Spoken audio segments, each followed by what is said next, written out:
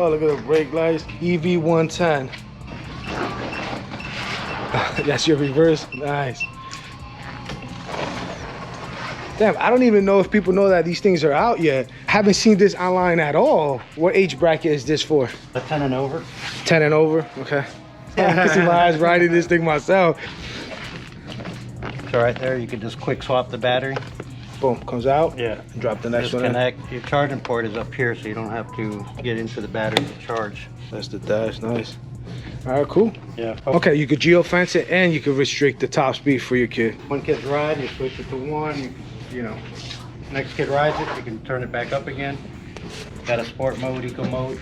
Obviously it's a quad, so it's not street legal, but damn, you can have a lot of fun on this thing for sure. Imagine waking up Christmas morning as a kid and this thing being under the tree. That's a nice bike. So MSRP on this bike is $29.99.